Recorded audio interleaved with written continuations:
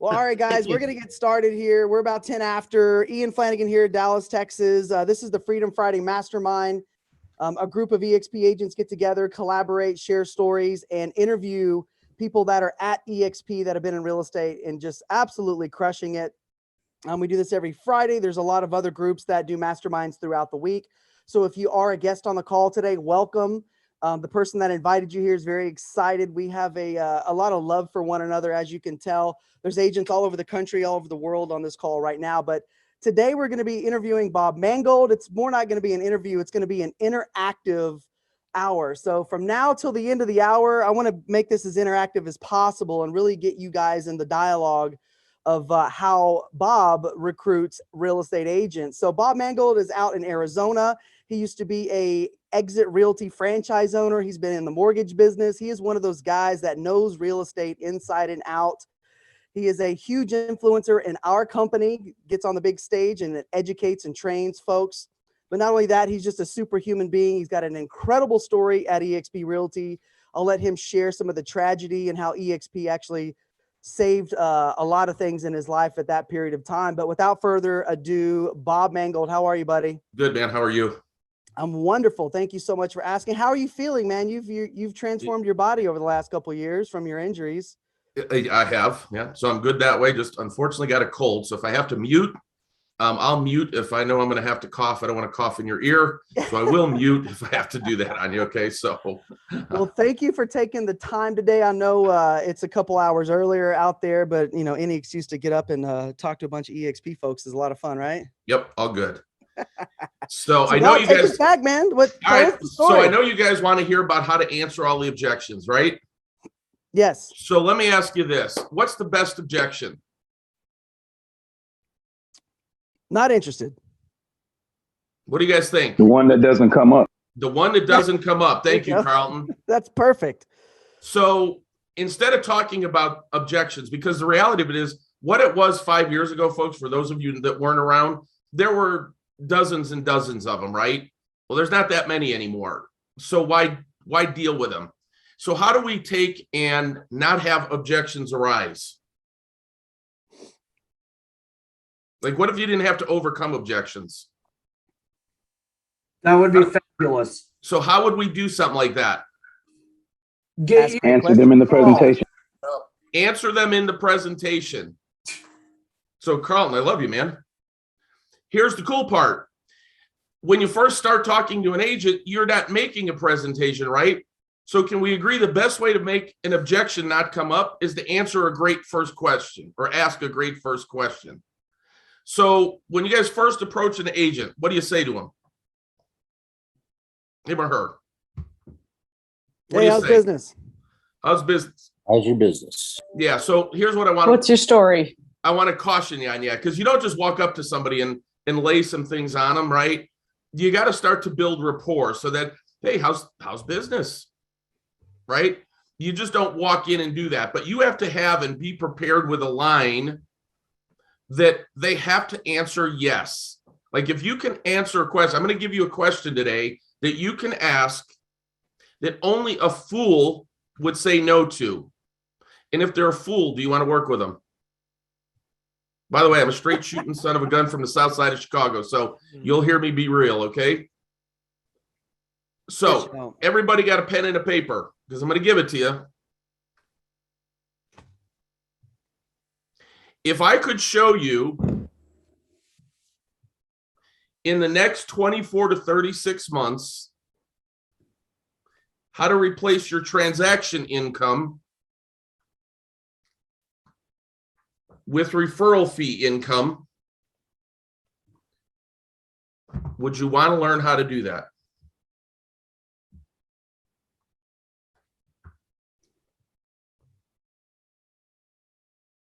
Can anybody say no to that one?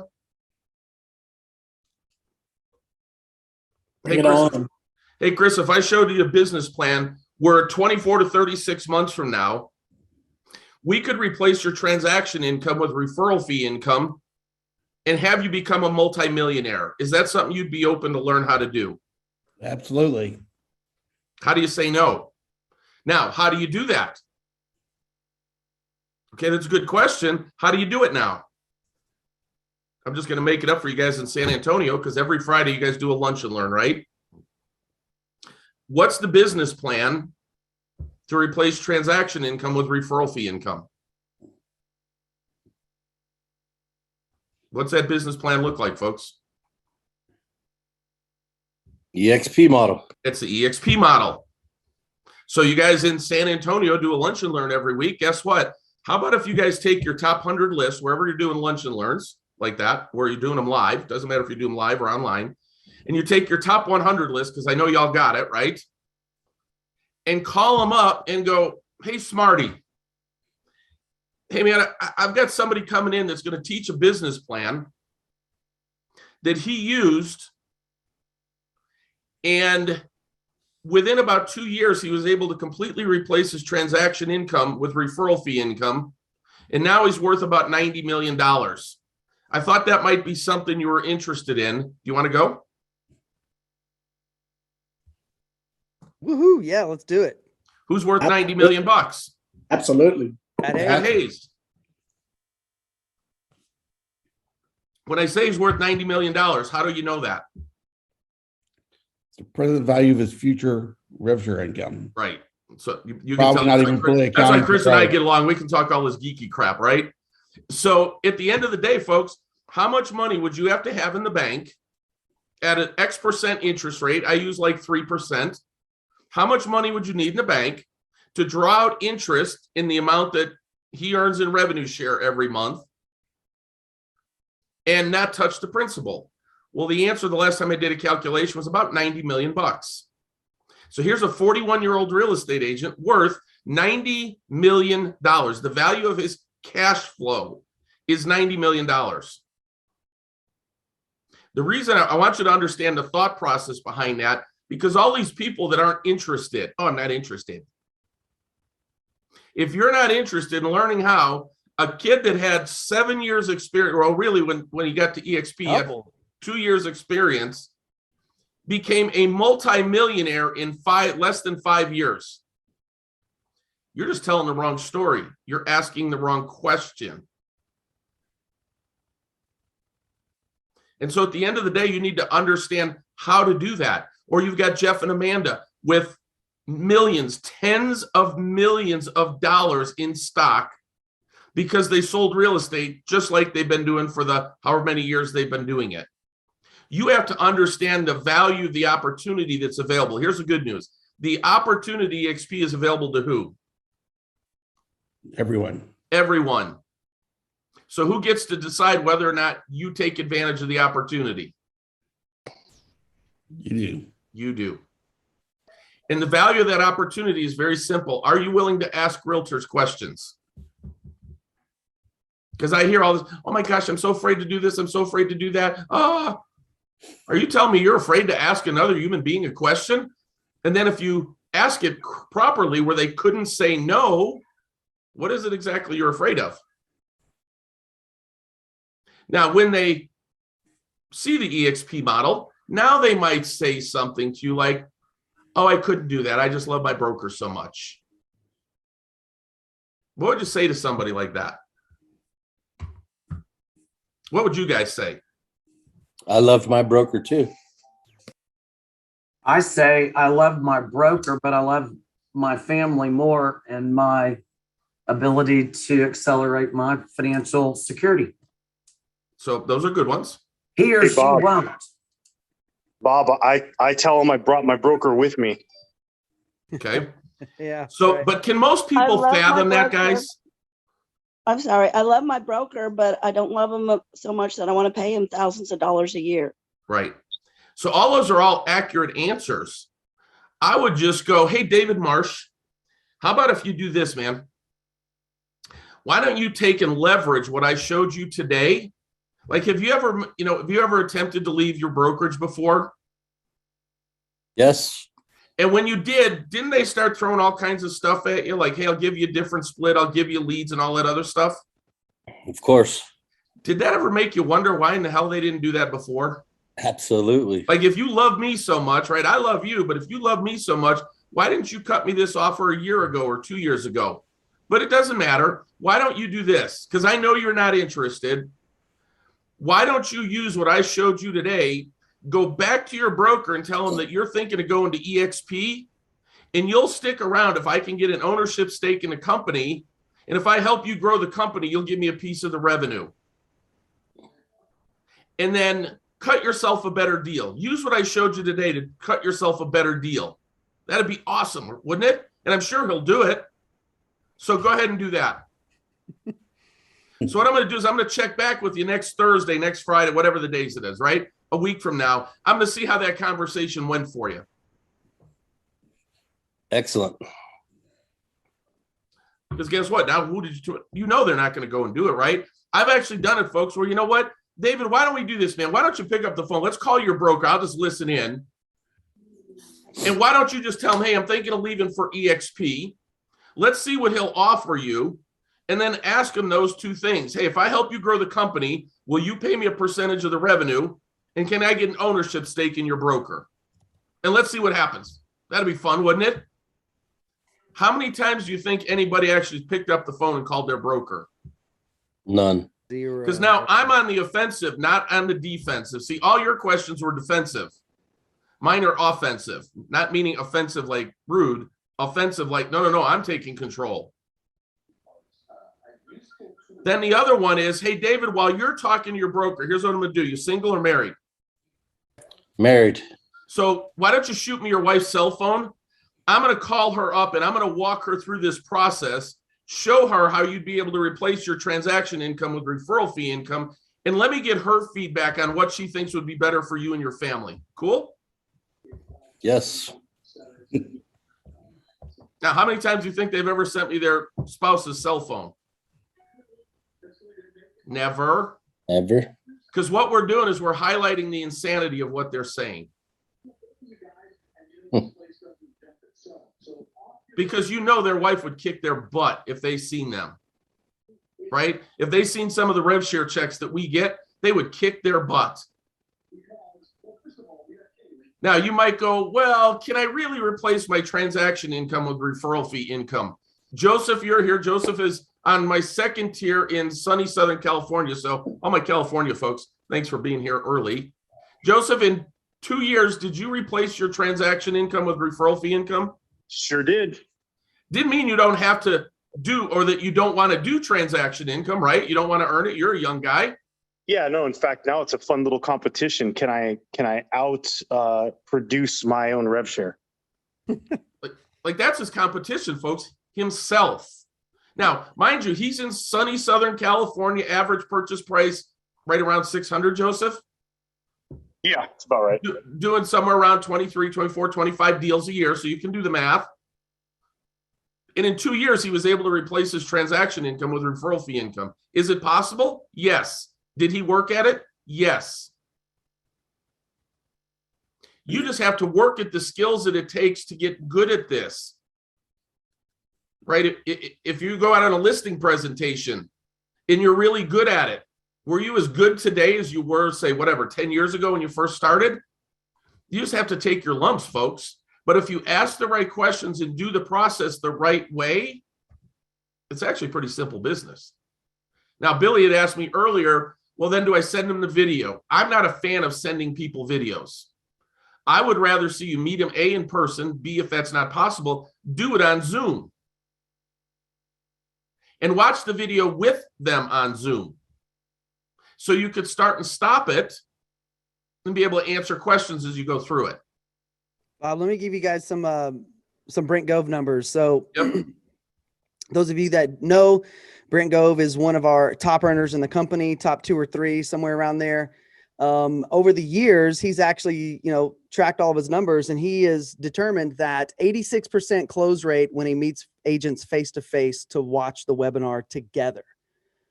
We call that the press play. Brent was the one that kind of invented the press play. So instead of sending a video and waiting and chasing, you actually set an appointment, get face-to-face with them, open up your laptop, hit play. 86% close rate, 68% when you do it Zoom, which Zoom is great because you can build rapport, go back and forth. And then 24% if it's a text to video and chase. So those are some real numbers there. And trust me, every time I talk to Brent, every time I see Brent, he's like, you're doing them live now, right? It's like, yes, Brent. Because here's the thing, guys.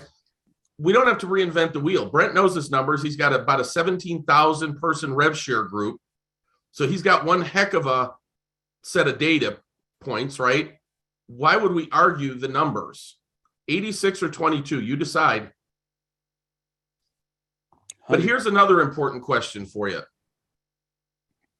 Getting people is one thing. Keeping them is another, right? Retention is as important as, getting them.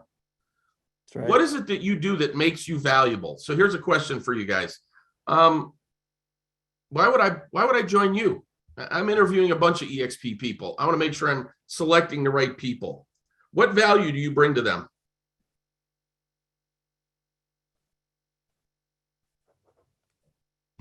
This is the interactive part. You can be interactive. See, guys, if you can't answer that question, then you don't have any value. And if you don't have any value, your likelihood of success is what? 0. 0. Or very, very, you could get lucky, I suppose. So you got to start asking yourself that question. What value am I bringing to the relationship?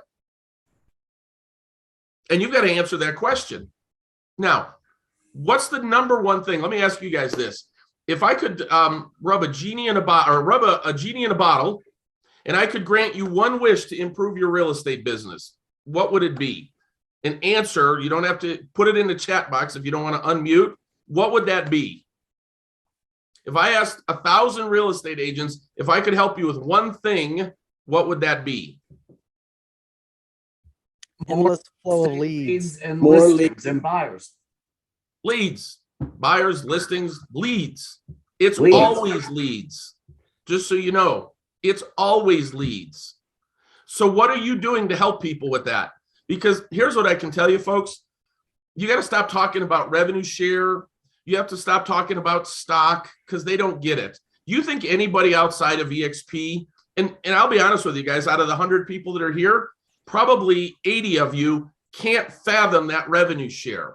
Like, oh my God, what would that be like to make $100,000 a month in revenue share? You can't put your hands around it. Many of you can't even put your hands around $5,000 a month. So how or why would we expect somebody else to do the same thing? So you lead with leads. So my goal, one of the mission statements for agents when I talk to them is my goal is year 1, we double your business. If I show you how to do that and I give you a blueprint for that, will you follow it?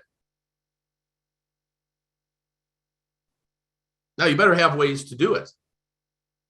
So how do you guys help people do that? My group doesn't have to answer, but what do you guys do to help your people do more business? Because that's actually what they care about. Because they can't comprehend revenue share. They can't comprehend having millions of dollars in stock. They just can't put their hands around it. So what are you guys doing? Maximizing KV core. That's one. Bob, Julie Nelson's on with me right now, but every Wednesday we have Mastermind and coaching with our team, our family.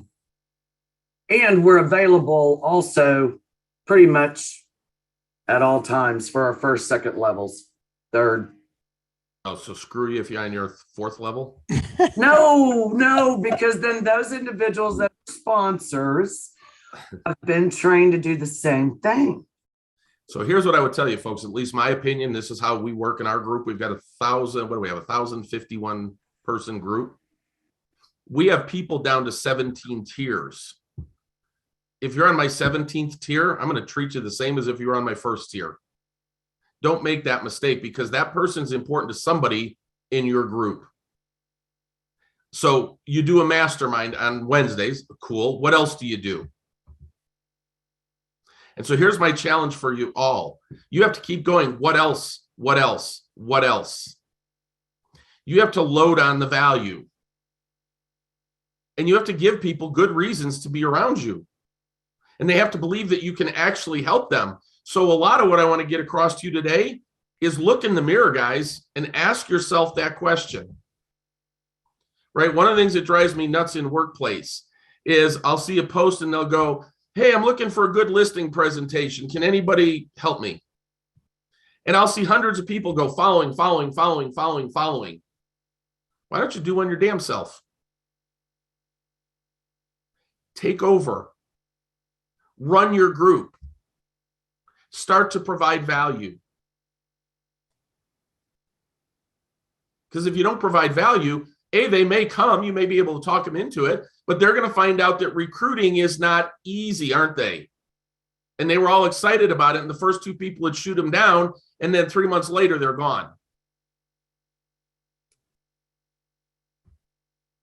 That's up to us to fix that problem, guys. That's our problem, right? So it's not so much about overcoming the objections.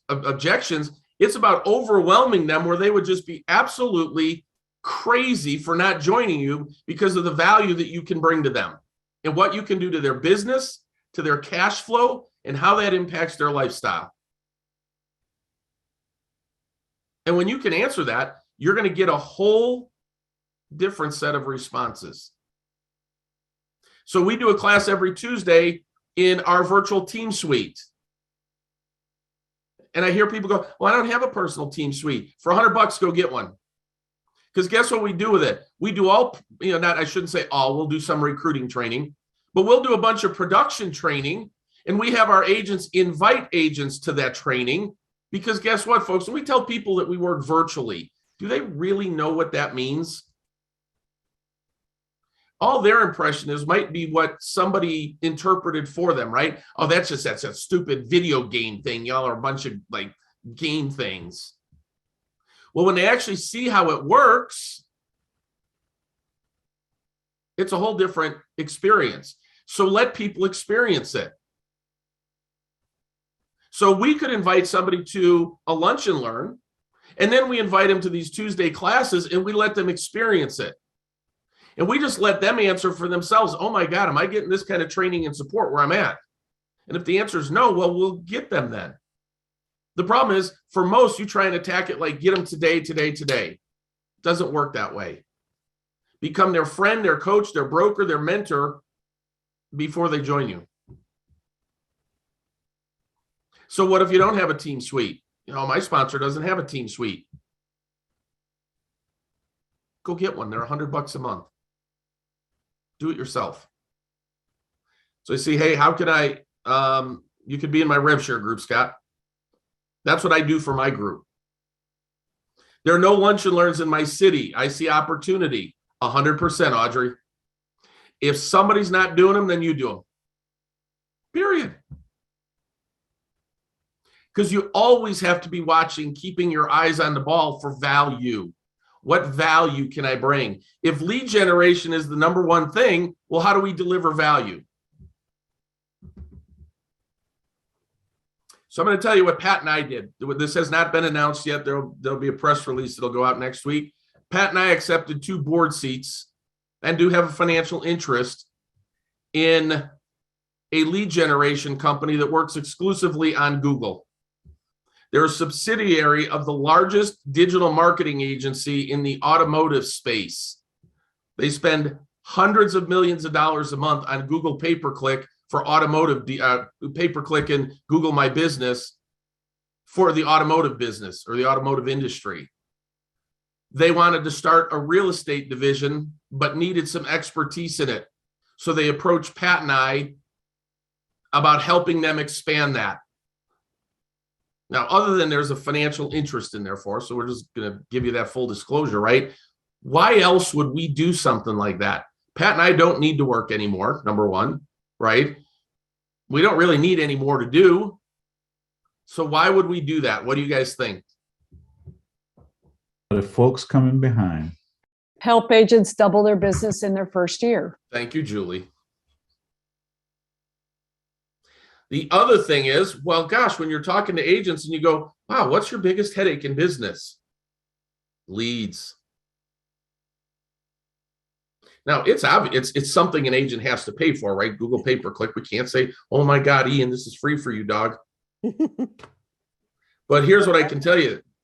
The reason we like Google pay-per-click is because somebody's on Google punching in, hey, real estate agent in Scottsdale or homes in Gainey Ranch. They're not on Facebook going, hey, I wonder how much my house is worth. I was just scrolling through because I had nothing else to do. Michelle sold a house from a pay-per-click lead. You guys know what Rayo's is? Rayo's restaurant, Rayo's spaghetti sauce. Anybody know what it is? You can buy it at Costco. So we got the owner of Rayo's as a lead through Google pay-per-click. He was actually looking for his brother-in-law. We sold his brother-in-law's house and a house for him. And then they're looking in different states that we'll just refer to other people. That came from a Google pay-per-click ad. The guy showed up one day. Michelle had shown him houses on whatever, call it Monday, and they were in, say, a Porsche. And they showed up the next day in 2 Maseratis, and it was like, yeah, we went and bought these yesterday. You know, I forget what his wife's name is, but she liked mine so much we had to buy her one too. Those are the clients you want. So we're going to take that on because guess what? We can leverage that into helping our groups grow. And so there'll be a press release that'll go out on it next week. But here's the cool part. It's owned by a private equity company that's worth billions and billions. And so we're going to do that because it will bring value to our groups. Because you all just proved it. Hey, your number one thing that you all needed was leads. And I'd love to say, hey, I can provide it for free. I can't. But we're going to start rolling that out. The good news is we've actually got a system and a strategy in place that'll help you go get agents. It would go something like this. Hey, Ian, this is Bob. I know, we talked a few months ago and you didn't see the value in working with EXP. But man, I'm looking for another agent to work with on handling some of the leads and going out and getting more leads here in the San Antonio. Are you in Dallas, Ian? I thought you were in San Antonio. I'm in Dallas, buddy. You are? God, love, huh? All right. I've only known you how many years? Anyway, we're looking for, a few agents to take and help leverage that so we can take and bring a more dominant space in lead generation here in Dallas. Are you still looking for more business? Yes. Cool. Why don't we have coffee again, man? We need to talk. Sounds great. Let's do it. Because here's the deal, guys. We won't let anybody in unless they join EXP. So they got to join your team to do it. So we're going to leverage that to be able to do that. Because if we solve their number one problem, everything else falls in place. So what are you doing in your business right now that helps with that? So how many of you guys want to go and recruit a couple agents tomorrow? Today's Friday, right? Tomorrow and Sunday. Yes. Everybody. All right. Say, woohoo. Because I hear, I don't have any agents. I don't know any agents. They have these things every weekend called open houses. How many agents, forget Kathy, because, I taught Kathy how to do open houses to get 884 people in it. Man, if you were an agent, wouldn't you be all over the woman who could have 884 people in her open house? I'm surprised Keller Williams and all these other companies aren't all over her, right? So at the end of the day, the typical open house is what? 2, 3, 4 people, 5 people. So they have plenty of time to talk, right? So now I go in, hey, I'm just out looking, previewing some properties for one of my buyers. How's it going, Christy? Going great. Awesome. How many people do you think you're going to get today? Probably about 10 to 12 families. All right, that's very cool. And then, is this your listing or you just sit the open houses? Oh, no, this is my listing. It is cool. How many you carry it, on a normal basis? How many do you have? 4 to 6 a month. All right, that's cool. That's interesting. And then how many buyer's agents do you have? 1. So, all right, so you're taking 4 to 6 listings a month. Are you doing open houses every weekend? About every other weekend. Some of my team helps. Cool. So what are you doing to leverage that more? I mean, what if you could start driving 30, 40, 50 people to the open house and you could have a buyer's agent sit in your open house? Is that kind of your business plan for next year? Yes, it is. It is cool. So what's your goal for the first quarter? What are you looking to increase your business to? I'd like to double it and, have enough to have, 20 listings. I'm more of a listing agent. Okay, cool. So do you have like say a Tom Ferry coach or a Club Wealth Mastermind coach or something like that? Yeah, I do. Do you? Awesome. And then who helps you with that at your company? Because if you're doing that kind of volume, somebody's got to help you, right? I do. I have a virtual assistant. You do? Okay, cool. So have they shown you how to take and maybe leverage all those listings and over the next couple of years, move your business to the point where you make more money from your referral fee income than you do from the transactions? Is anybody working with you on that? No, not really. How would I do that? Well, there's ways to do that. That's what I coach agents on. I coach right now about 1,050 agents in 41 states. And that's what I show people to do. And I know you got the open house today, but happy to have coffee with you and sit down and kind of bounce some ideas off you and see if that'll work for you and your family. Sure, I'd be interested in learning how you go about doing that. And now a bunch of you guys are going to think that, hey, when I sit down with her, I'm going to talk to her about EXP, don't you? I'm not going to bring up EXP at all.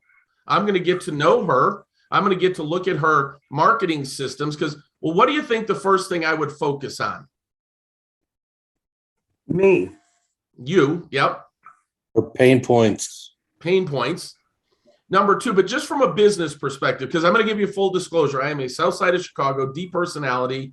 I don't love sitting there going, "Oh, Christy, tell me about your grandkids and all that stuff." That's not who I am. And if I tried I'm not to either, Bob. I know you're not. That's why you and I get along so good, though. I know. But at the end of the day, guys, you just have to learn to be yourself in these interactions, right? And don't try and be somebody who you're not. So for me, what my expertise is, I know how to be a rainmaker. I know how to teach somebody how to get 884 people into an open house.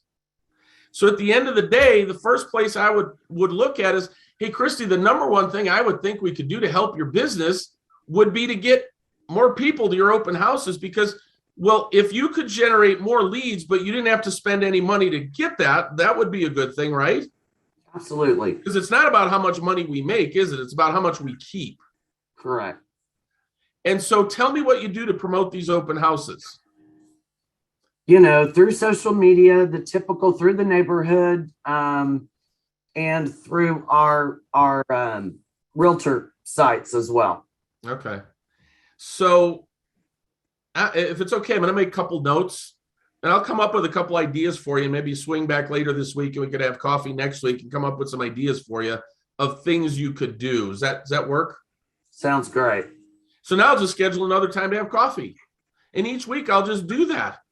Oh, you know what? Coincidentally, we're teaching a class this week. I do it virtually, so you could sit in your house and do it in your pajamas if you want. Tuesdays at noon Eastern time. Could you make that? Sure. And then I let them come into the team suite and I let them experience what it is to take and train and see what we talk about. Because now I'm just getting them involved in that, right? I'm going to immerse them in that. Instead of telling them about a virtual world, I'm going to immerse them in that. And then I have a bunch of coaches in our group. So I might get them with somebody like Joseph and talk to them about, well, Christy, that's cool. Like, tell me what you do to convert the traffic that comes in, right? You're getting, say, call it 10 on average, 10 to call it 20. What is it that you're doing and saying to people that helps convert them into buyers or picking up listings? Exactly. And then I'd get them with somebody like Joseph who could kind of work with them on presentation and talk to something like that. Now, I could do it, but isn't it better if hey, Christy, I've got this great guy that does a ton of business in Southern California. He is one of the people when I tell you, hey, replace your transaction income with referral fee income. Joseph is one of those people who did that. He's amazing at what he does. Let me put a time on the calendar where you could spend some time with Joseph. Does that work? Yes. Joseph, will you meet with Christy even though she's not your recruit? I bet he would. He would. He might not still be here. He's heard all this stuff. Well, one of the things, Bob, that I got really from you and going back the last couple of years, for those of you who don't know, I've been in the business a very long 24 years and was a Keller Williams agent for 20 of those and a team leader that followed Gene Frederick. But the one mistake I made at the You very started when you were 10, right? Yeah, I did. Yeah. The one mistake I made early on is because I was so excited about the opportunity, is I said our name too much, EXP. And so for the last year, the best thing that I have done to grow my team is not ever say EXP. I just wanted to share that because the one thing too is I talk about our brokerage and the opportunity and the model. And I have had so much better success because I think at this point, because you're right, 4 years ago when I joined and there were 4,000 people, it was a different conversation that I'm having today. And the conversations I'm having today are people that have been approached by EXP. Number one, they haven't been followed up with. And number two, they were thrown up on. So I have a note here that I say with my brokerage and my group of agents or and I do say if we've had conversations, my EXP family of agents. So what do you say when somebody goes, are you talking about EXP or if this EXP, Exactly. I don't want to hear about it. What do you say? I go, when was the last time you were approached about our brokerage? Oh, people call all the time. And then the one thing I say is, have they sat down and taken the time to show it to you and how it could affect your business and the acceleration of your financial income through your real estate? Not even talking about the two other. All right. So that's cool because that's all the standard stuff that we say. Okay, correct me. So for me, I'm an outside the box kind of guy. Yeah. Because I don't want to do what everybody else does. I go, oh, actually, Christy, it is. What do you know about EXP? And I'll let them say whatever they want to say. And I don't really care. And I go, and all that stuff is really cool, Christy. But what I really focus on is how do I help an agent double their business? Right. Like, is that part of your business plan in 2022 to double your business? And that's what I really focus on. The other stuff, it's cool, but I don't do anything until I focus on production. And I focus on teaching listings. So the number one thing that I look at is what's your business plan look like for listings? What is it that you do that makes you different when it comes to listings? And how are you going out and approaching those? And that's really where I attack first. Does that make more sense? Yeah, it does. So what I did is I just like that. slapped away EXP. Yeah, cool. I'll get whatever. Yeah, all these son of a bucks calling me. You guys actually think that they're getting, like I love Facebook and you'll see all these groups that say, oh, hell, I get 5 calls a day from EXP agents. Really? So let me just help you guys with that. Stop answering that stupid stuff. They're baiting you into doing that. And oh my God, EXP is the greatest decision I ever made. And then about 3/4 of the way down, you see what I'm talking about? They're just drinking the Kool-Aid. Stop playing that game. Correct. Talk about production. Find out what they know or they think they know. And it's irrelevant if you're talking to them about how do you do more business. Correct. What I do, Christy, is I have a model that teaches agents how to do listings and then to build a team so that they're getting referral income from the team. So for example, if you have an open house and you have a buyer's agent working it, they should be paying you 25 to 30% on all deals. That's fair, isn't it? Yes. Perfect. And so if you take 4 to 6 listings a month, you're going to need about 8 buyer's agents. And so now you'd have 8 buyer's agents that my requirement is they close 2 deals a month. If you had 8 buyer's agents paying you a 25% referral fee on 16 deals a month, that's great referral fee income, right? Yes, it is. And would it piss you off if your broker would pay you some on top of that? That's the line I need to add. That's the line you need to add. And see, within our personalities, we could say that. Some of you might go, oh my gosh, I couldn't say that. Well, say the same thing, but do it in your personality. Now you have their attention. Here's the other thing it does too, guys. it filters agents for you. Is EXP the right fit for every agent? No. So why do you feel the need that, well, this guy hasn't done any deals in 2 years, but I think he'd be really great. Why are you spending time? No. So here's a question. How many people in EXP have 40 or more qualifiers? You guys know? 70,000 agents. If you guys don't know, we went over 70,000 agents yesterday. 70,000 agents. How many people get paid on all 7 tiers? 40. Tyler No. typed it in there. I was gonna say 20 something. Yeah, 26. Ooh, I was off. So here's the thing, guys. It's not easy. I'm here to tell you, we are one of the 26. We have 45. It's about production, right? So why would we recruit somebody who's never produced? They have a history of not producing. Those are the people that will take and want all of your time, all of your coaching, never do anything you say, leave in 3 months and blame you. Why are we going after that? So I told you I was going to be real with you, right? Because that's the reality, guys. Learned that. Yes. This is what we've learned over the years. Yes. So I'm just sharing what we've learned over the years. It doesn't mean, hey, if they want to come aboard, come aboard. But guess what, guys? Don't spend gobs of time with them. Don't sit there and chase those people.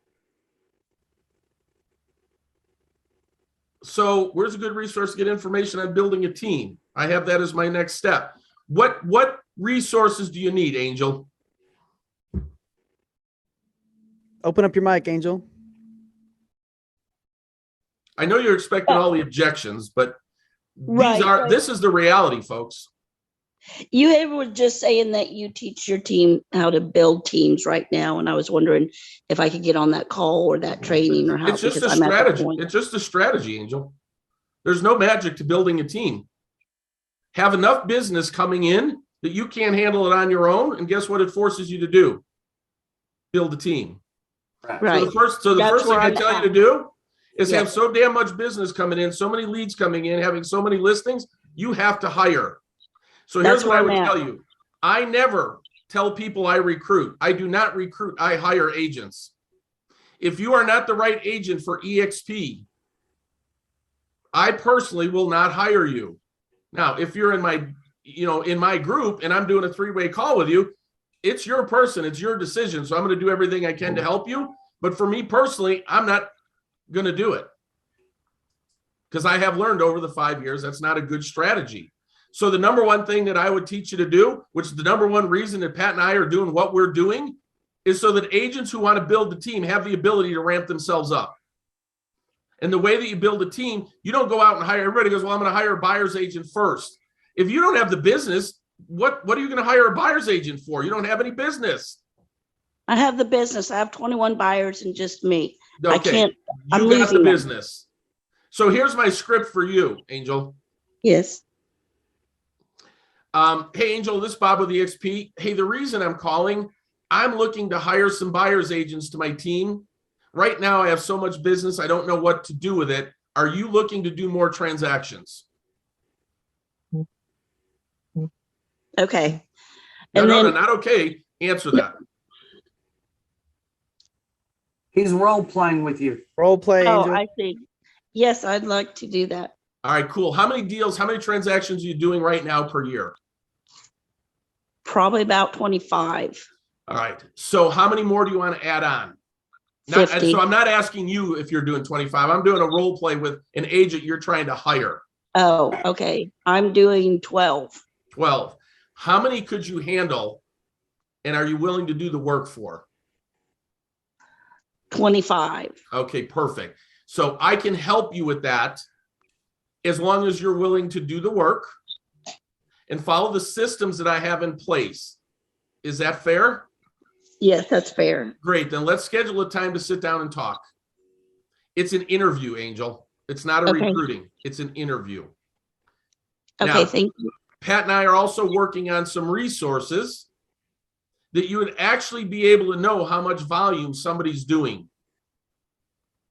So that you could actually target agents doing 6 to 8, 10 deals a year. They make a living, but not a good one. Those are great agents for us to target to build a team, right? Yes. We don't have that in place for you yet. We will first quarter of next year.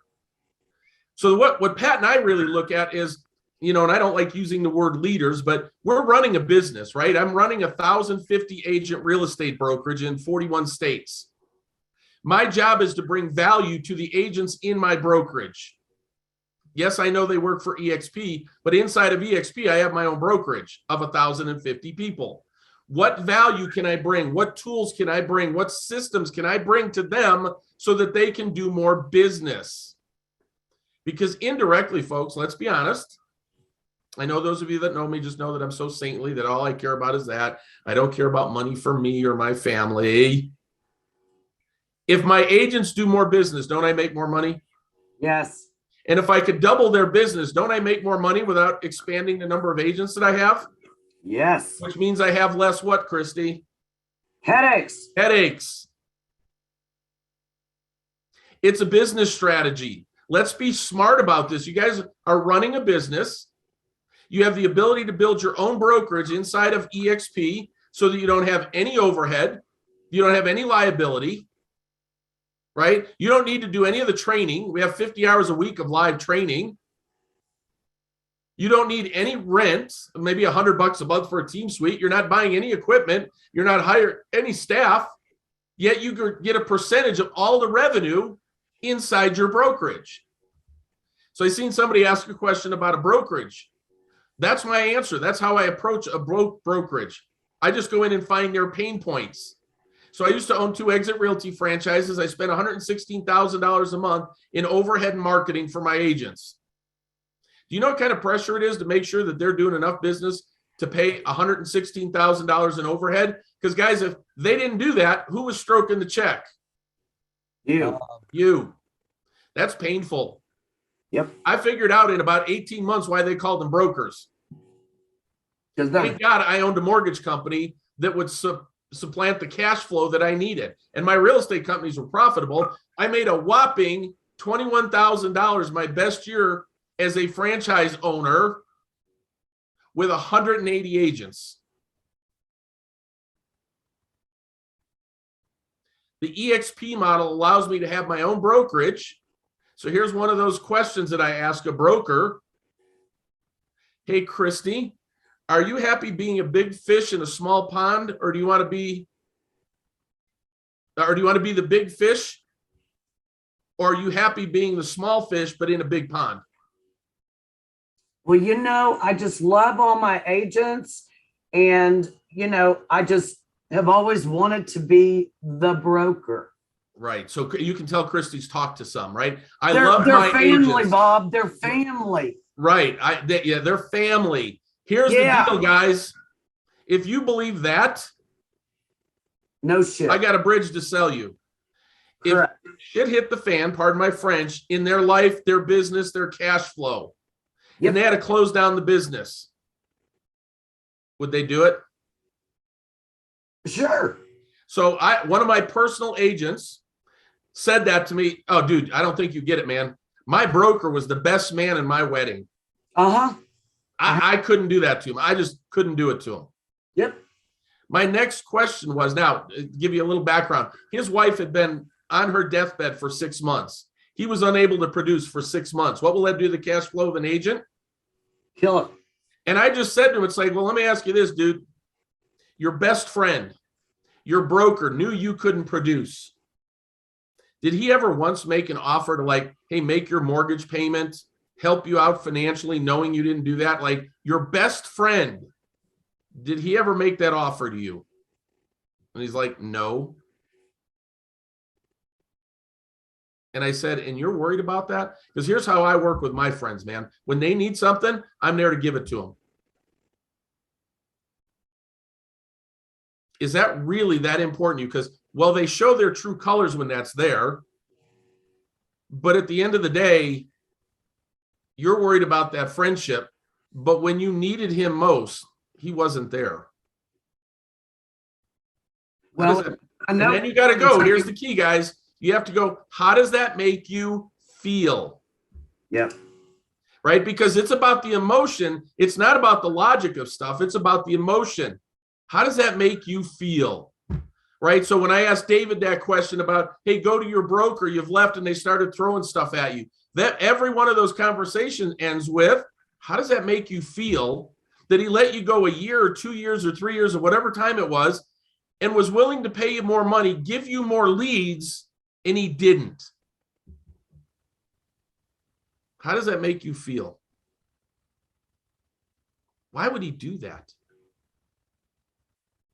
I mean, surely you had to talk to your wife or your spouse or whatever, right?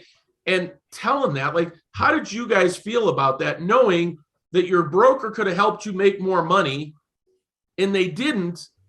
And the only time they reached out to do that was when you were willing to leave.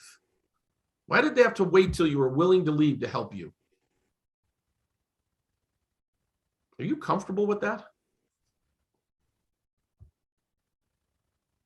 That's not a RevShare question, is it? No. Everybody keeps trying to lead with all those things. It's not about that.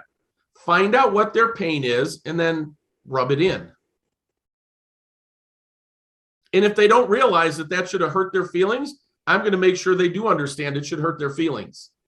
Like, personally, I'm offended by that. Like, I would laugh in your face and go, damn, dude, now it just proved my point. I got to leave because you were storing all this for the last couple of years. My family could have been doing better, but you chose your family over mine. And until I leave or was willing to leave, you wouldn't open up the pocketbook. Like, that's just not right. One of the things that happens, folks, is you prepare people when you're talking to them that when they go to tell their broker that they're leaving, that they're going to try and cut you a deal. And you need to have that conversation up front so that they understand that that's going to happen and that they should be irritated by that.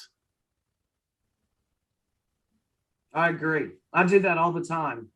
You have to, because it's going to happen. Yep. So at the end of the day, folks, this is about you understanding what the value is. I know you wanted all the objections, but well, that's kind of, because really the only objections left are what? I love my broker. I just I can't do change. Jesus. So here's the good news, Christy. Tell me. Those agents that can't accept change within the next 5 years will be irrelevant. You may be successful now, but guess what? If you can't accept change, you're going to be irrelevant. Do you know what I mean by that? And people go, well, not really. It's kind of offensive. It's like, well, no, Christy, like, hey, if I would have told you 3 or 4 years ago that there would be all these iBuyers, like in Phoenix, iBuyers are 12% of the market share. If I would have told you there was hedge funds in Phoenix that were 12% of the market, that's competition you weren't even ready for. So let me know this, Christy, because, well, you're in Texas, so you got iBuyers there, right? We do. What the hell are you doing to compete with them? Because I've lost some to them. right. So guess what? If you're not willing to take and figure out how to compete with them because you don't like change, because you just think it sucks to do that, yes, then you're going to continue to let them eat your lunch to the point where you won't do enough transactions that you'll be able to stay in this business. So the choice you have to make, Christy, is either change or become irrelevant. It's up to you. It doesn't matter to me. Now, there's all kinds of change you could do. Christy, what part of having more money coming in from referral fee income versus transaction income is offensive to you? Nothing. And when the market slows down and your cash flow is impacted by transactions, because the market will at some point slow down, wouldn't it be awesome to have referral fee income coming in too? That'd be great. But you don't want to do anything because you just hate change. It'd be great, but you aren't going to be able to do it because, well, you just told me you don't do change. So keep doing what you're doing and don't set your family up. Chrissy, let me ask you this one. If something were to happen to you physically, you couldn't work, what would happen to your income? Yeah, you're a badass realtor right now. You can't work. What happens to your income? It goes down. Then I can tell you my story, what happened. I can tell you other stories. We could talk about Marguerite Crispillo, got breast cancer, 2 years to get through it, yada, yada, yada. And I do have a story. And you do have a story. Yeah. And I think the gift is for all of us is that we have the ability to use other people's stories, even if we don't have one. Yeah, you can tell my story and just say, man, I got this friend in Phoenix. He's just such a dumbass. He goes up on a roof in a rainstorm and thinks that's going to end well. Right? See how you get him to laugh? Well, that's a true story. Well, guys, you need to think about it too. And so when I get agents that I'm not interested in, I just, again, depending on their personality type. So I want to get full disclosure. If they're an analytic type person, I might not say this, but if they're a D or an I, yep. And they go, man, I'm just not interested. I would just go, so Chrissy, I just need to understand that, girl. You're a good agent. You're a smart woman. What you're telling me is that you're not interested in setting up your family for good times or bad times. Is that what I'm hearing? Well, I don't really mean that. I mean, I didn't realize that's what I was doing. Well, you are. I mean, if I had the ability to turn you into a multimillionaire over the next few years, and you're telling me you're not interested in that, what you're saying to me is, Bob, I'm not willing to set my family up because I don't like change. So here's what I think I could do to help you out, Christy. Let me go talk to your husband. I know you're married, right? I'd always go, are you married, right? Yeah. And it's, well, let me go talk to your husband and show him what we're talking about, and then let him see how he feels about it and see if he can help you overcome that change. Because you're robbing your family. I know you and I are too old now to have kids, but we have grandkids, right? I don't, but I can take care of my grandkids because I'm open to changing what I do. If you're not willing to do that, there's nothing I can do to help you. No sweat. I'm not the right guy to work with. Exactly. And you take it away. Exactly. The problem is, like, when somebody throws something out at you, you're like intimidated, like, oh crap, there's the objection. Start taking offense, not offense to it, but be offensive about it and take control of that objection. Don't be afraid of it. Because who in their right mind, right? So I'll just use Jeff and Amanda. Ian started with them. Ian, and tell me whenever I should stop. Yeah, we're 5 after. If you guys need to bounce, we're just going to let Bob keep going until he cuts himself off. Before we go, I have a brand and a label, a luxury mindset question that I would love your response to, Bob, after this. Oh, you're muted. I know, I had to blow my nose. Didn't want to do that on y'all. I know. So at the end of the day, let's just use them. And I don't know. I mean, I know Jeff and Amanda. I talked to them a lot. Probably early 40s. Is that right? No. Still in their 30s? Yes. Damn, I feel old. Still in their 30s, folks, worth tens of millions of dollars.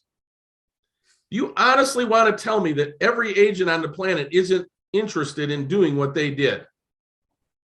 They may not realize it, but they are. Your job is to get that out of them by asking questions. And then I'll bring it down to the ridiculous. Christy, I got to be honest with you, girl. I just can't believe that you're telling me that you could have the opportunity to take care of your grandkids, your family, and you're just not willing to listen to ways to do that.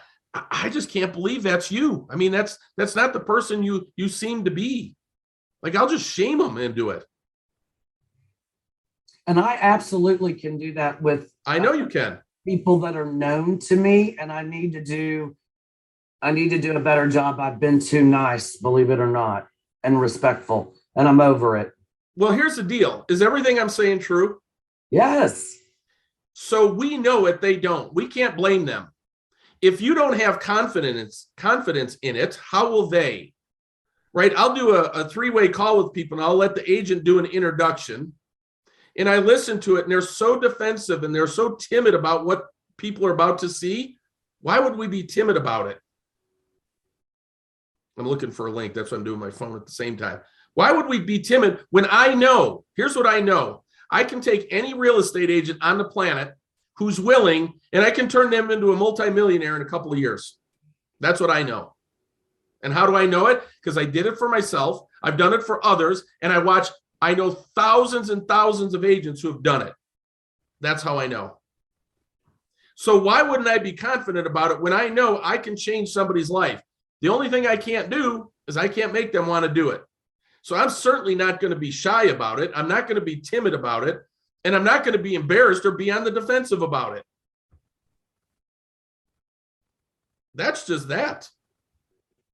So why would you be timid when you know that's the case? Here's the other thing is, I bet you're going to go, one of your objections in your mind is going to be, and I'm sorry for the people that had to leave, would be, yeah, Bob, but I've been at EXP for a couple of years. And then people go, dude, if it's so good, how much are you making?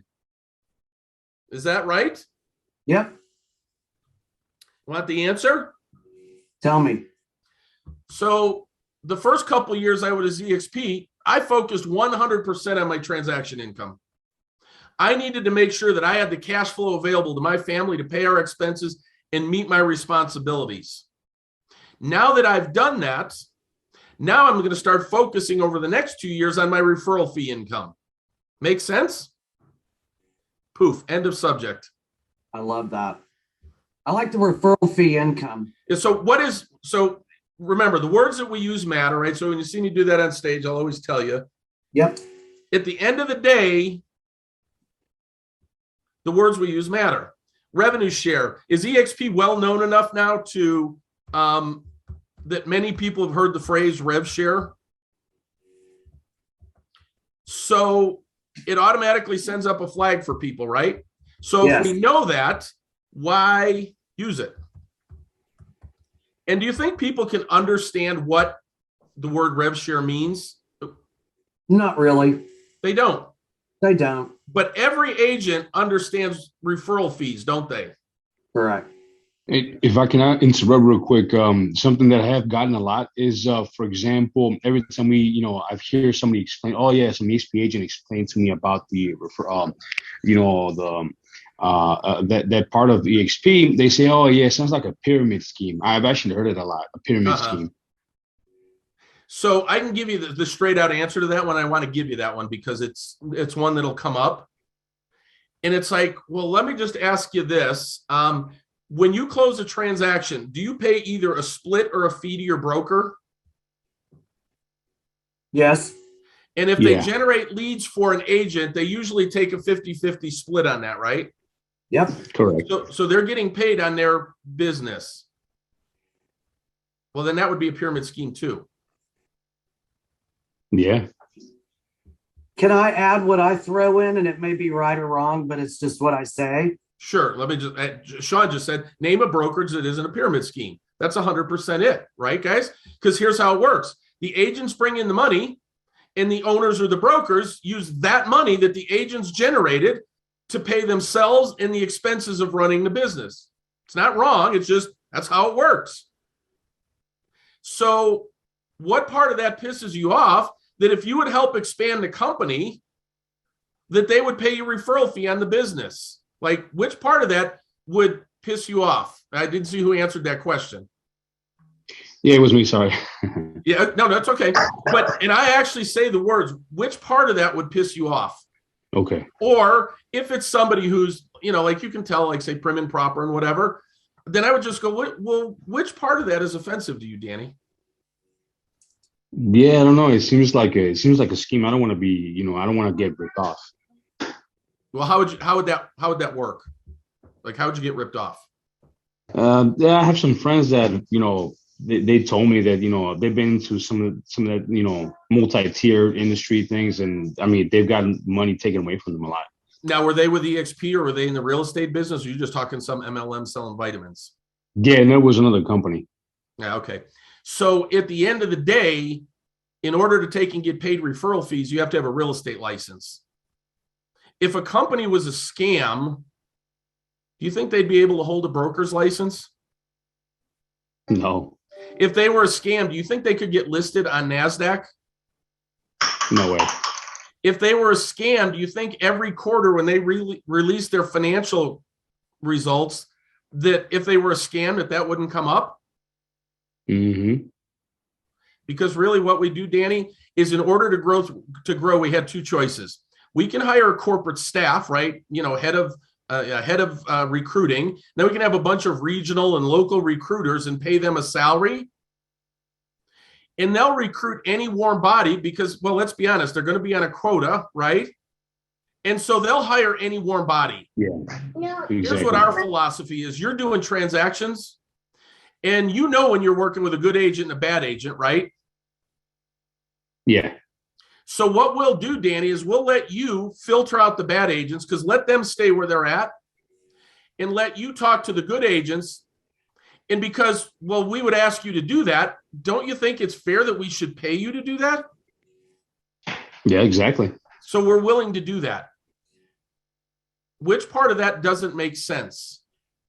No, that makes complete sense for sure. Now, my goal is to help you double your business because, well, let's say you do 20 transactions this year and you do 40 next year.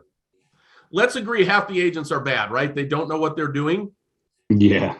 And I know that's being conservative. So if you move from 20, you did 20 deals this year, you could have talked to 10 good agents. If you did 40 deals next year, you could talk to 20 good ones. See how that works? Yeah, exactly. So if we focus on your business, we make you more successful. Plus, when you sit down with somebody and go, hey, dude, all I can tell you is I made this move. Yeah, the rev share thing is cool. But all I know is I went from closing 20 deals a year to closing 40 deals a year. Could you handle doubling your business? Yeah, for sure. So notice how you just take all that conversation, you just take all the air away. Don't get into a pissing contest. That's the best way I know how to say it. Yeah. Over whether it is or it isn't. Just break it down and go, we get a referral fee. In order to get paid revenue share, you have to have a real estate license, don't you? Yes. The reason is it's paid in the form of a referral fee. So why not call it what it is? So here's another question that I ask agents. Hey, you know, I'd get into there. Hey, tell me about your business, whatever. Well, I go, well, Danny, how much of your business comes from referrals? Like, how many referrals did you get last year? I would say maybe, 10 referrals, maybe. All right, cool, man. That means you're doing an awesome job, dude. Last month, I got 434. This year, I'll get about 48 to 5,000 referral fee transactions that I'll get paid on. If you ever want to know how I do that, man, just let me know. Wow, for sure. When can we meet? Right. So see how if you ask the right questions and you frame it the right way. Now, Danny, you know, I'm going to guess you probably don't have a revenue share group the size that I do, right? No, I'm actually a new agent. I just started about 6 months ago. All right, cool. So who's your sponsor? His name is Joseph Rosario. Okay, and who's his sponsor? Do you know? I don't. Well, you're on this call, so I'm assuming you're in our group. So how's that? So let's just use Pat's numbers. Hey, my group last year closed, and I don't know Pat's numbers 100%, but Pat would have probably closed around 10,000 transactions last year. So my group, Danny, closed about 10,000 referrals. Wow. You said my group because you're part of our group. Thank you. I love that conversation and shifting the mindset, Bob. That's all it is. You have to I've take got 3 calls today. I'm going to use it on. I'm going to let you know. Well, then it was worth sitting here listening to me blabber on again, right?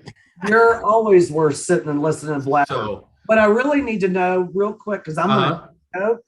So Cooper Sotheby's and Compass and Hoity Toity luxury boutiques and large labels. There are very good friends of mine. Used to be even at KW that we've got that connection that literally sells so much in a month, they would be a 4-time icon. Right. They cannot get past or want to have a conversation because of all of the marketing and all of the videos and luxury that comes along with the brand. Just help me. So, Chris, if I understand what you're saying is that you feel the brand is just so important that people are hiring you from the brand. Well, I know that's part of it. Okay. Okay. So as a business person now, take off any ego about company or anything else. Okay. If you spend the next 25 years telling people that the reason that they work with you is because you're at XYZ brand, is that the smartest way to build a business, an actual business? Because here's what I found over my 30 years in real estate is that people hire me because of the value I bring to the transaction. So what it sounds like to me is you're saying, hey, it's more important that people hire you because of the brand and not the value that you bring to the relationship. Am I understanding that right? Well, yeah, but because I am a luxury agent, they associate me with that. EXP is not known as a luxury brand. Are you known as a luxury brand? I am personally. All right, well, guess what? I would just tell you you're a fool if you spend any amount of money branding the company instead of you, because you are the brand. Here's the deal, guys. We're all the brand. If you're out there touting your company, if you even mention your company in a listing presentation, you're a fool. I mean, I know you got to have this stuff on there and everything, but you're not telling, well, here's what EXP does to sell your house. Like if you're doing that, you're a fool. I told you I'd be straight with you, right? So at the end of the day, this is about branding you. Here's what I'm willing to do, Christy. I'm willing to make sure that we help you brand you so that you're the brand, you're the business. And what we're going to do is we're going to release the shackles that are on you financially that you can leverage what you're doing to become uber wealthy. Period. Those people that won't list with me. I mean, I have a $25 million listing right now. What about those people that Here's what that means to me, Christy. You're just doing a terrible job of explaining your value. I love it. Now, there's two markets in the world that I do believe that that's important. Beverly Hills is one. New York City is another, except New York City's not as important. To them, it's all about, well, if I'm a Hollywood celebrity, I have to list with, Hilton and Highland because it's Kathy Hilton after all. Yeah, I know. Here's the deal, though. As a business person, Christy, this strictly business, forget brand, anything else. I don't care what you do. I'm here to help you become wealthy. But if that's not what you want to do, that's okay. Well, I'm making tons of money right now, Bob. Okay, right now. Thank you. That was the key word, right now. Hey, Christy, then I won't ask you your age. I'll go, how many more years do you want to work your ass off like this? Well, I'm going to always love real estate. I love selling all these luxury houses. So here's what I teach agents, Christy. I teach you to focus on listings, build your referral fee income, and then take your referral fee income and start buying assets that produce more cash flow, typically real estate. Like I believe real estate agents should be the best owner of their own property. How many real estate investments are you currently holding, and what kind of cash flow does that provide for you? I haven't really been buying that much. Why not? Yeah. They're all they because want. Cash flow, I don't care who you are, Christy, you're making a lot of money, but you also spend a lot of money. Yeah, they do. The solid business is the one that could take free money, right? Now, I don't want to tell you, I don't work for my referral fee income, so I don't want to say it quite as free money, but it's money that's coming into me every month, one way or the other, that I have to decide, do I put that money to work, or should I just put it in a bank account that's paying like 1%? In the meantime, inflation is going up at 6.9% per month. Am I going to get ahead financially? So what I'm asking you to do, Christy, is look at business as a business. And if you're promoting your business as somebody else's brand, you're making a huge mistake. Now, it's up to you what you want to do with that. If you're happy doing that, here's the deal. Would I tell you to walk away from a $25 million listing? No.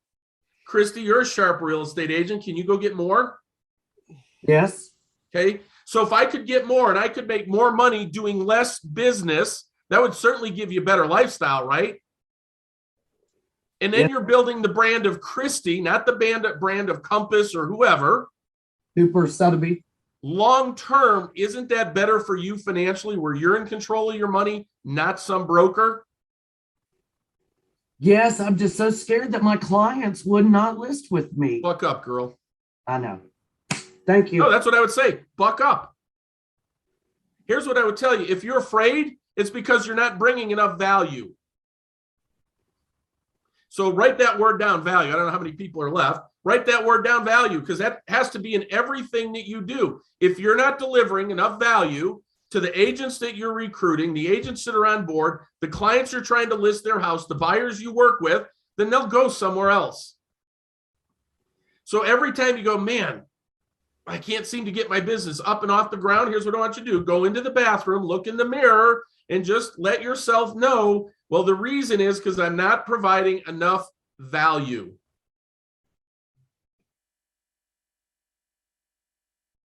That's all it is, guys. And so it's up to you. Now, your group, your team, we can help you express that value, right? I told you what Pat and I are doing. By the way, if you guys want to schedule a call with our marketing person, totally up to you. I put the link in there. It's just calendly.com/Pat sent me. And just meet with our guy and have him walk through what your presence on Google looks like and what you can do about it. You can go ahead and do that. And then I believe, I'm watching my text, I believe Pat's going to have some of those guys on next week to show you what we're rolling out. See, that's a value prop that we're doing. Because most of you, when they go, well, how you doing on lead generation? You go, I can't help them with that. Hell, I'm not good at it myself. Pat and I found a solution for that. It's a value. I'm not sure what Haas means, Joy. She may be referring to Haas Pratt.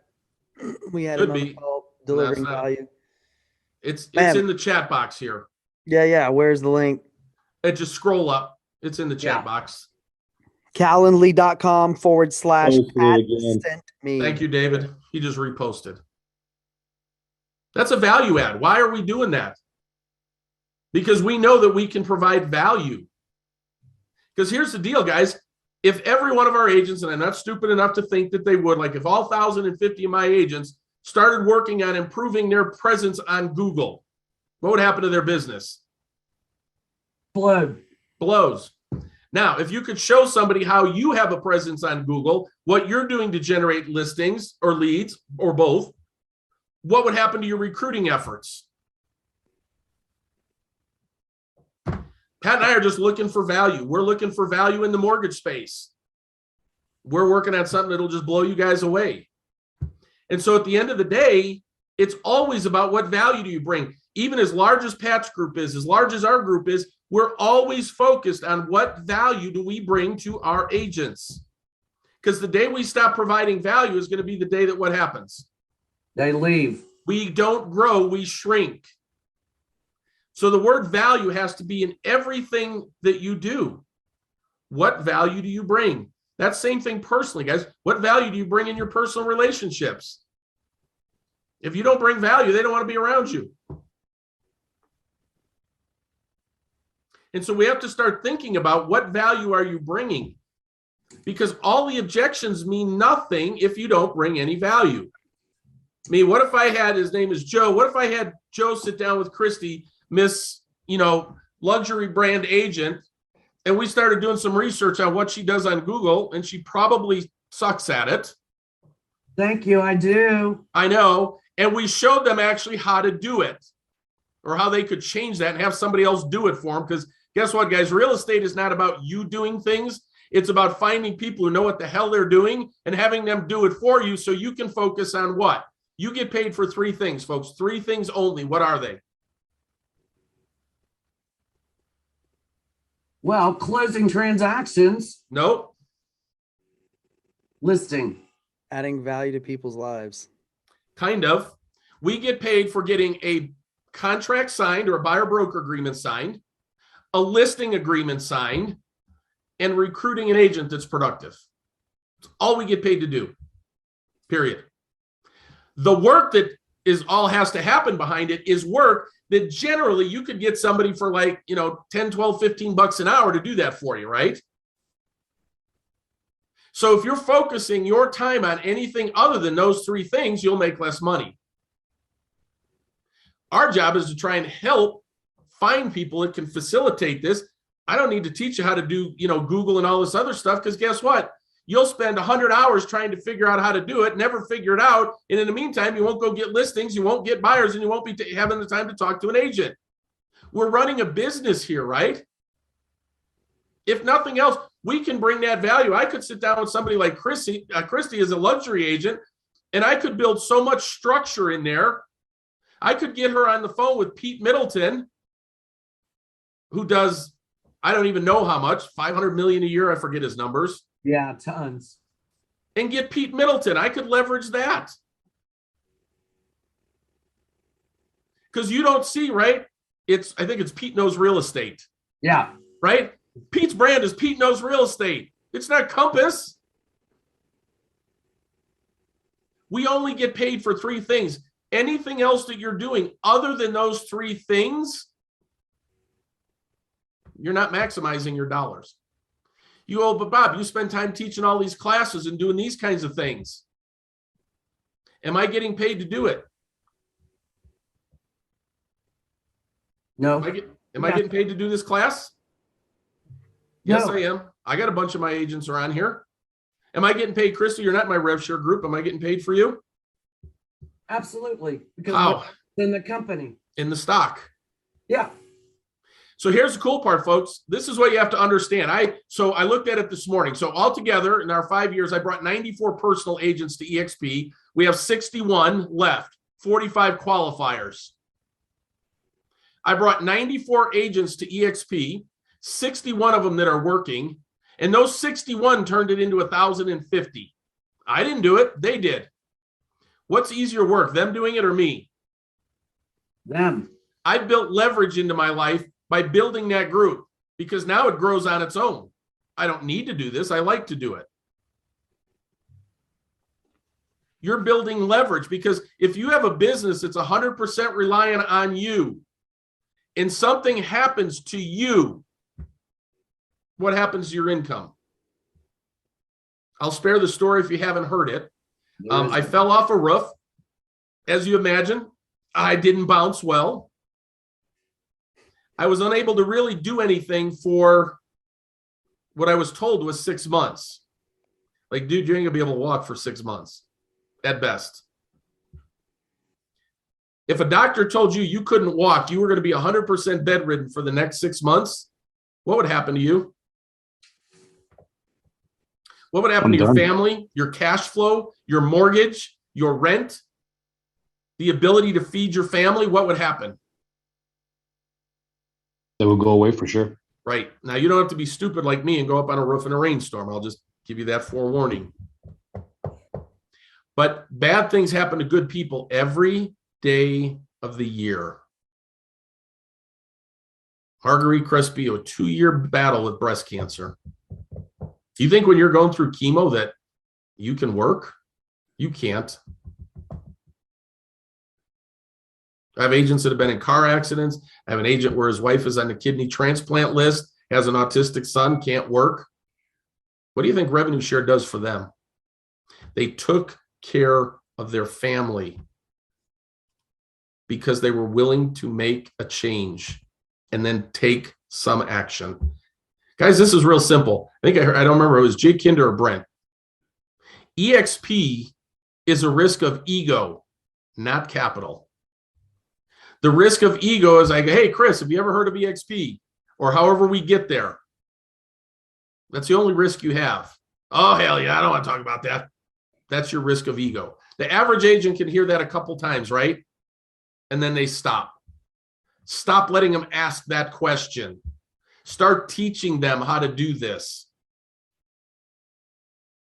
Because now you're bringing value to their life. So if I teach Chris what to say and he goes out and he goes, damn, that really worked. Now what is he? He's excited. It's our responsibility to help those people. And so guess what? You may go, well, I don't really know what to do. Well, figure it out. I know there's recordings on what I do, but don't sit there and wait for somebody else. You guys happen to be part of a really good group. I know Scott does a call every Saturday morning, or is it Monday night? One of the two. I know I don't really go on there. Saturdays, thank you. but after holidays. Huh? It's taking a break for holidays. Okay. So there's all kinds of help out there, right? There's all kinds of people doing stuff out there. Jump on there.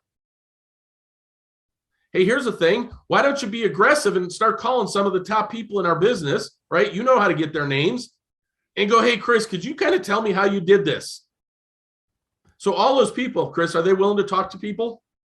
Absolutely. I mean, when I came into this business, I was a rookie agent. I didn't know what I was doing, but I got great mentorship and support from Ian, Pat, and Scott, Tracy, you, even though you're not in my group. It's all there's so many people who've been successful and willing to share exactly what they've done. It's a very duplicatable process. Here's the funniest thing to me. We do an event, Dallas, Vegas, doesn't matter. I'll get up on stage and I'll speak. And I'll tell people, hey, you know what? I'll be in the bar. If you want to come and pick my brain, I'll be here. Do you know it's the same like 10 or 15 people at every event that come and pick my brain? Ask me questions. Pardon? I'll be there next year for sure. Yeah. So, guys, that's why we do those events. That's why we go to those events. Bob, are the ones that pick your brain, the people that probably need help the least. Yeah. I mean, I hate to say that, but yeah. And yet, for some reason, like people won't come and do that. Why? Take control of your life. What's the worst I'd say? I don't want to talk to you. I'm on here telling you now, I wouldn't say that, but what's the worst that would happen?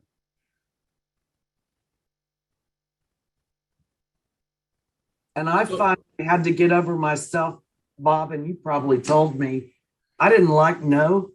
And so it's just not now, next. And, as a team leader, I just get pissed when dear friends, and they're like, the only reason I'm successful is because of you. And I'm like, well, then get your ass over here. Yeah. Well, I still love KW and all that, but when I'm not happy, I'll come. Well, do you understand how much more money you could make over here, even now at your level? Yeah, I know, but I'm good now. Oh, Jesus Christ. Anyway. Guys, here's the thing. Don't get tied up in the results. Get tied up in the process. Forget the results. Yep. So here's the thing. I love the word no. Because guess what?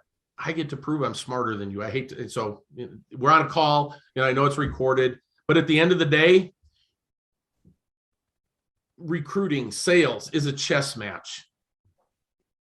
You're trying to throw out stupid crap at me like, I love my broker. And you think I don't have an answer for that?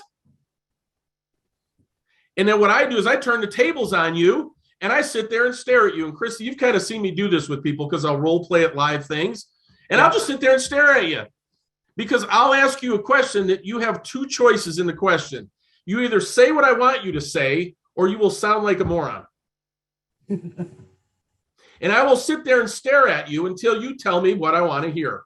Because when you get good at asking questions, especially when you're prepared for it, you think I haven't heard, I love my broker. I don't like change. I'm just ready for it. And all that is, folks, think of it this way. All they're trying to do, they're like trying to throw something up at me that it's like a swat away is what I refer to it as. You're just throwing crap out there because you don't know what else to say because you're going to have to admit, yes, this would be better for me. So you throw out stupid crap. I just love my broker. Really? How much? Arena, you happen to be on the front of my thing. Unmute yourself. How much do you love your broker? Role play with me.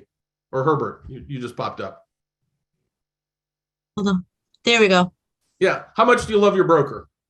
Oh, he's wonderful. He's always been like really good to me. I love him. Awesome. What is it specifically that he does that you love? Well, he listens to me when I have a bad day. Like he'll always leave his door open, his office door open for me. Okay. So he's a shrink. Well, no, he has years of experience. So Yeah. No, he's just a good listener. Awesome. So I assume you love him. He probably loves you back, right? Of course. And would you do anything to help him out? Like if always, something really yes. came along and you needed to help him, would you do it? Of course. Cool. Let's help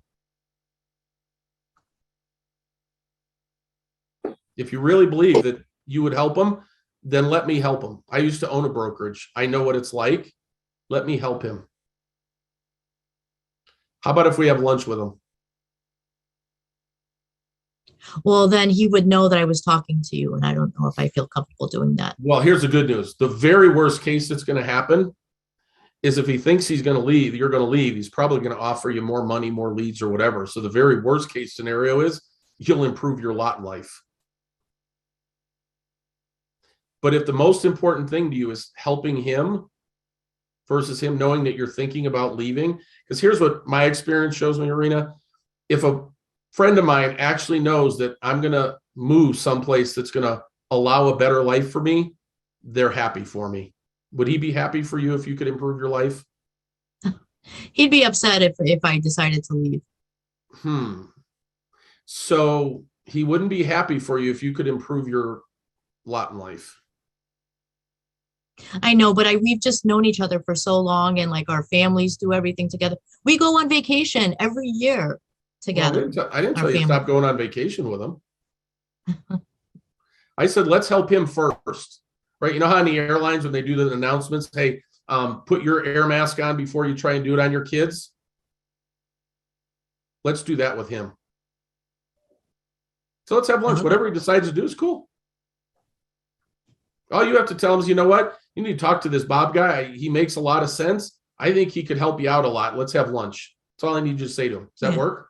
I just need you to listen like you listen to me all the time. Listen to Bob this time. Yeah. Actually, Michelle will do that for you. I'm not a good listener. I got to be honest with you. So, right, Christy? So that's how we work it. Michelle's the one who loves on people and listens. And I'm the one who'll say, here, this is what you got to do to start making a shit ton of money. That's how we work. I love the airline analogy. I'm going to use that one because, yeah, that's a good one. So all I'm going to do then, I'll talk to the broker. If the broker doesn't come, so be it. I'm going to give him the opportunity. It's like, well, wouldn't it make sense for you to come before Arena, and then you could put all those agents underneath you, right? And I'm not going to get into that with Arena. This is just about, let me have lunch with the broker. Here's how it works for a broker. They're in one of two spaces mentally. They're still ego-driven, thinking they're going to build this thing and sell it off one day. Or it's all about them. Or they've had it so much that they can't wait to get the hell out of being a broker. But they can't sell it because it doesn't make any money. They're in one of two places. If they're still in the ego space, there's nothing I can tell you that's going to work. I mean, we have a guy here. He's a very, very well-known coach, very, very smart guy. He doesn't even own the brokerage. He works in a 100% company, and he's convinced that he's going to sell it for $100 million. Jeez. He's well aware of the EXP model, but he's convinced that he is so awesome that somebody's going to hand him $100 million. There's nothing anybody's going to do to get through to him. In the meantime, Pat's cash flow is worth, well, if you add his stock in, he'd be worth $100 million. But his ego just gets in the way. There's nothing I can do about ego. So at the end of the day, don't worry about that. So when they do it, hey, I love my broker, that's awesome. If you do anything for him, well, let's do this. Oh, well, then he'd know I was leaving. Oh, but Arena, if you really love somebody, wouldn't you put yourself and their interests in front of yours? Would be another line I'd use. I know you're worried about that, but if you really would be willing to help, kind of like my guy's broker that was his best man at his wedding. And when he wasn't working, like didn't even offer, he didn't say that he had to take it. Didn't he offer to say, hey, Christy, I know things got to be rough. Do you need any money? That's my best man.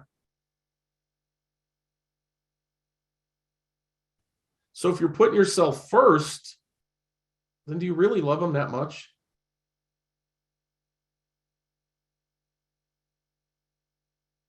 And they don't have to say yes today. Guess what? That'll just sit there and agitate him on him for a while. Whenever you got to go, girl. Oh, it's 9:45, so I need to jump off soon too. So, hey Bob, real quick for open houses this weekend, you role played with Christy on right. That she was the listing agent. What if you walked in and find one that's just maybe a brand new agent or just a buyer's agent sitting somebody else's open house? Yeah, because the truth is 99% of the people and I want Christy and anybody when I role play to be difficult, Mhm. but 99% of the people sitting in those open houses are not the listing agent. Absolutely. Or if they are, they only have one listing. Right.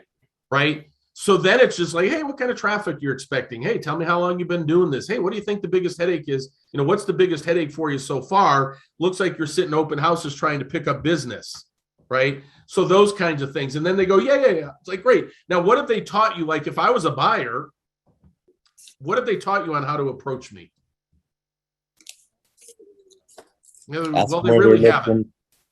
So then they go, well, they really haven't, I'm personable and et cetera. It's like, well, what I teach agents, and I coach about 1,050 agents on a daily basis.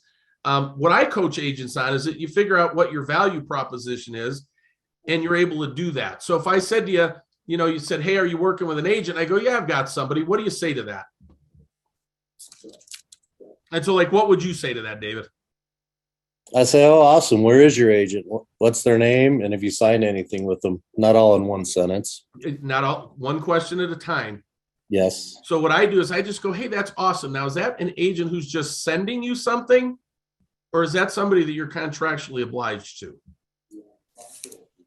Words. So if they go, no, because 99% of them are what? Lying. Right? So think of it this way. So as a male, let me just tell you how the male mind works. David, back me up on this one. You go to a store. Let's say you're looking to buy a pair of pants. The salesperson comes up and goes, hey, can I help you? Your answer is? No, I'm just looking. No. We're programmed that way. I don't know why. We just the hell are.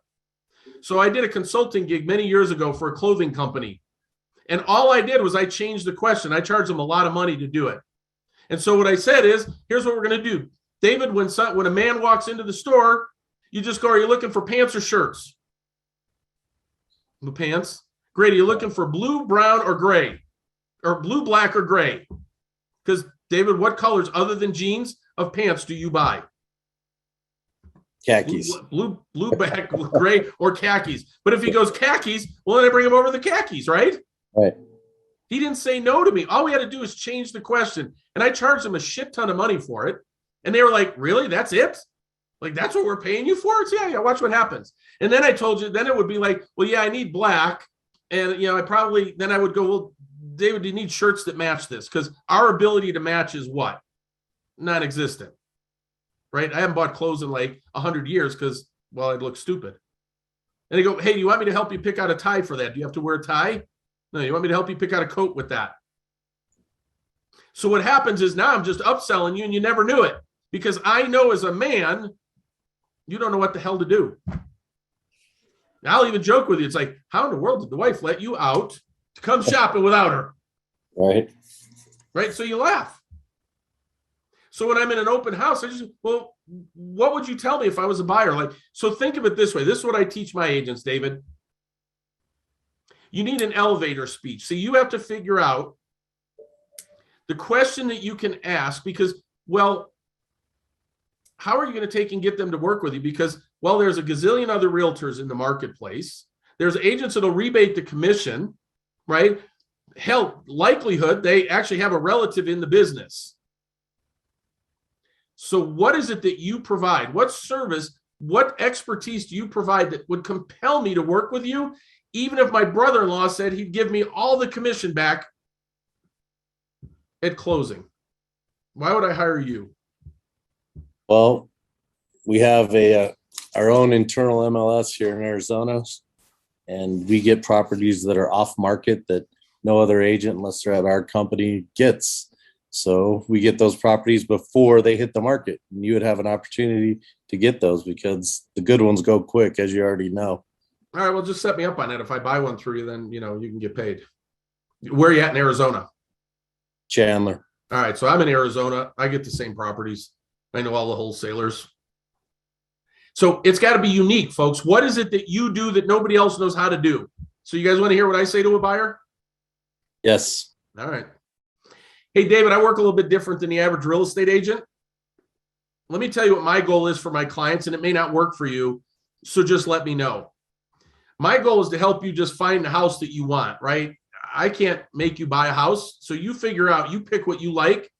My goal is to take and help you get a 30-year fixed rate loan in place and pay it off in 7 to 10 years. And if you did that on your average $400,000 house here in Phoenix, it'll save you just short of $300,000 in payments and interest. So David, here's a decision that I ask you to make as a buyer. Do you want me to take and just help you buy a house and you give that extra $300,000 to the bank? Or would you like to work with me and help keep that money in your pocket so you can take care of your family? Which one would be better for you and your family? Keep the money in my pocket. All right, cool. How do you do that, David? You're an agent. I'm an agent. How do we do that? I don't know. I do. I'll win every time because I have a unique selling proposition, right? Absolutely. And so our job as agents, we know what's going to come up. We know all the questions that come up. Why the hell do I hire you instead of another buyer's agent? Do I know how many agents over the 30 years I've used it, about 27 years? Do you want to know how many people have ever said no to me that they didn't want to learn how to do it? None. Now they go, hey, I signed a buyer broker agreement. Oh, that's cool. You know what, Ian, why don't you do this, man? Why don't you get with your agent and have them show you? Here's the cool part. In today's market, they might not find a house for 6 months. If they actually really did, truly did sign a buyer broker agreement, it'll probably expire before they do it. Who are they going to call then? Me. Right. All right. Any other quick ones? Probably need to wrap it up. Ian, you probably didn't plan on going this long. No, but I didn't have anything scheduled, so I didn't hard stop it. So All right, cool. See, and why would people not come up to me in the bar when I can do this for hours? Right? Bars where the magic happens. Bars where the magic happens. So if you're at an event and I'm at an event and you don't come into the bar, it's your fault, not mine. Bob, you're always a fun dinner date. Yeah.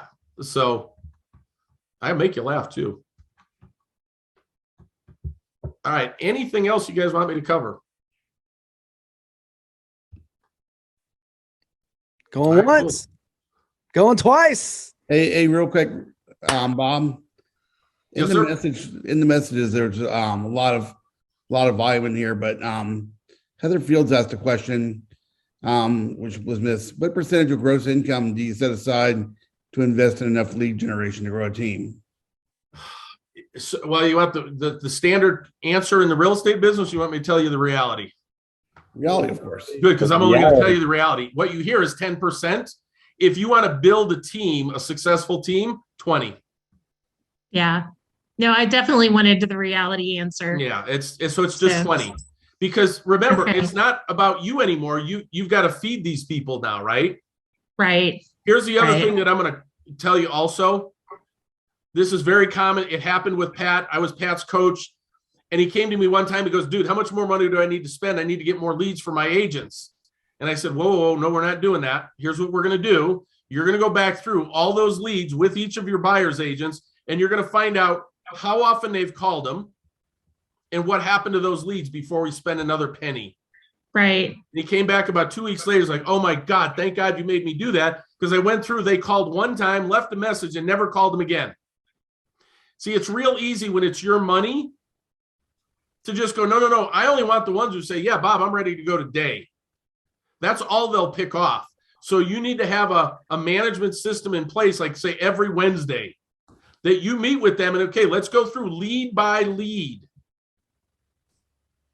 and go, where are you at with it? Well, I left him a message. Yeah, I only see here in KV Core, because you can do Team KV Core, right? I only see that you left one message, man. What are you doing?